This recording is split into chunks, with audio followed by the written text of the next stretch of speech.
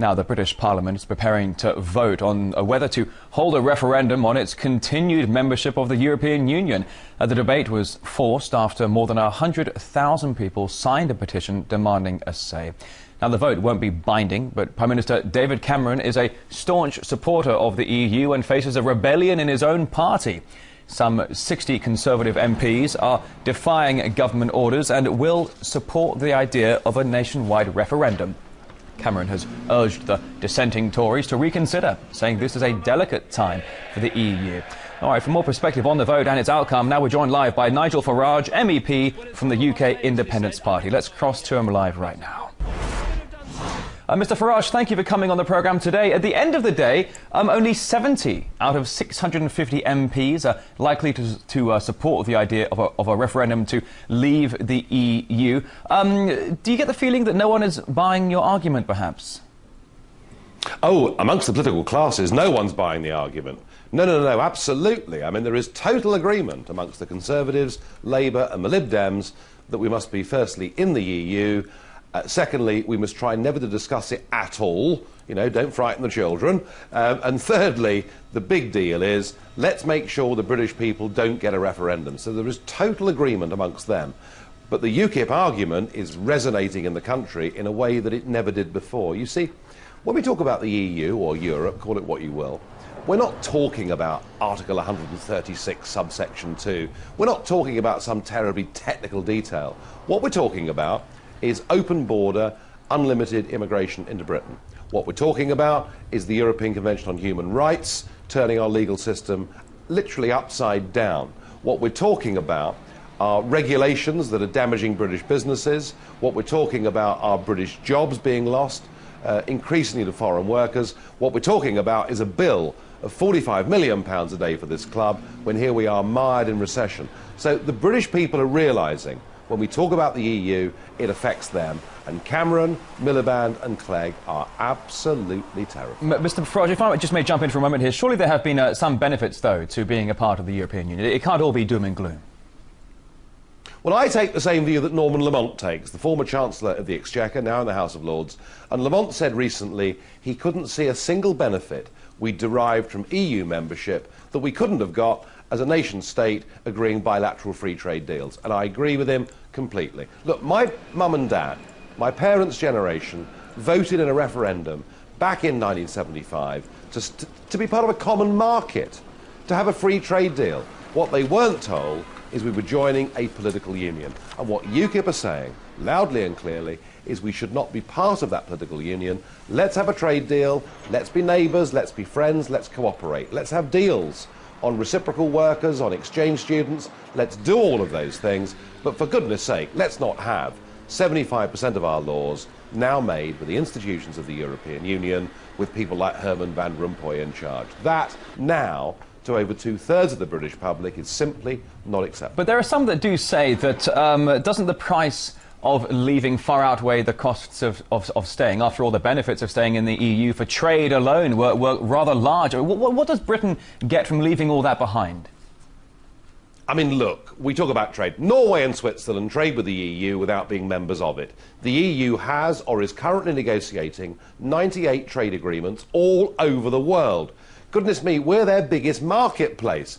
Of course we can have a simple free trade agreement with them. That is no problem at all. They need us, frankly, in trading terms, far more than we need them. So far from leaving the EU costing us money, it'll save us a lot of money. Some estimates say that freed of the European Union, able to get rid of some of the most appalling regulations that firms have to suffer on health and safety, on the environment, on employment legislation, we could add as much as 5% to Britain's gross domestic product. So the question now, in a deep recession and with unemployment at a 17-year high, is not can we afford to leave the EU, it's can we afford to stay. Oh, if I may just jump in for a moment, the end of the war between European nations, democracy is flourishing in 27 countries, shopping without frontiers has given consumers more power, crime busting through cooperation through Europol. I mean, Europe is helping to save the planet with regulatory cuts in CO2, booming international voice. What's your thoughts on that?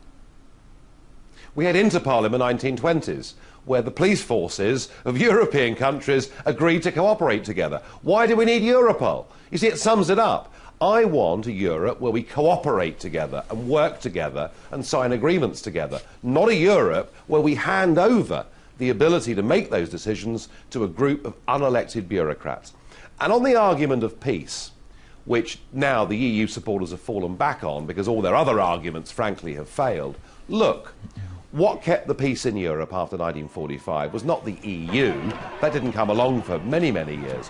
What kept the peace was NATO, an example of states cooperating together, and I would also argue the fact that we had the nuclear deterrent. And history shows you that if you take away from people their democracy, their ability to govern themselves, if you corral them together into new states without their consent, far from it leading to peace, goodness me, look at Yugoslavia. Well, they tried exactly the same thing, and it led to war. Let's just for a moment, let's look at what's happened over this past weekend. I do apologise for interrupting. 27 right. EU leaders are gathering in Brussels to once again address the ongoing crisis of the Eurozone, so on and so forth. What do you make of yesterday's spat between Cameron and Sarkozy? Britain saying that it wants more say in Eurozone matters, but it's not even in it. Who's right here? You know, the strange irony with the whole Eurozone project is that what it's done, far from bringing people closer together, it's pushed people further apart. Not just with Sarkozy being rude to Cameron. We now have the Greeks abusing the Germans. They now burn EU flags in Athens openly with swastikas drawn on them. And we have the Germans slagging off the Greeks as being lazy and useless. And the irony of this project is far from us all becoming friends together in this new European house. Actually, we're beginning to argue and bicker in the most extraordinary way. You cannot take 27 different countries with 21 different languages, all with their own different histories and different forms of government. You cannot take them and force them into one unitary form of government without first getting their approval. That approval has never been given, and the European project actually is dying as we look at it. Oh, it may take many years, just as the Soviet Union did, but it's dying as we look at it, because right across Europe, the voters are saying, we don't want this model, we reject it. If I may, so the vote on a possible referendum for the UK withdrawing from the EU, we spoke to people yesterday from the People's Pledge Council who were saying, well, even if the referendum did by some vague, distant chance get approved to happen, it would take years to happen. So what is the whole point of having this vote on the referendums? Many of our analysts saying it's simply a matter of democratic principle, people being given more of a voice. Your thoughts on that? I mean, look, here we have the most important constitutional question that we're ever going to face in my lifetime, namely, do we govern our own country or not? The fact that it's actually being debated on the floor of the House of Commons today must be a good thing. What is a bad thing is that the cynicism of the three-party leaders has meant they've all put three-line whips on it. They're encouraging people not to speak out in favour of a referendum. And what it will lead to tomorrow, I think, in Britain, are millions of people feeling very, very disappointed that their politicians don't trust them to have a say. And I suspect, in the middle of all of this, the only beneficiary will actually be my party, UKIP, because increasingly people will say, why on earth should we go on voting Conservative if they won't give us what we want? All right, N.Farage, a member of the UK Independence Party and MEP. Many thanks indeed.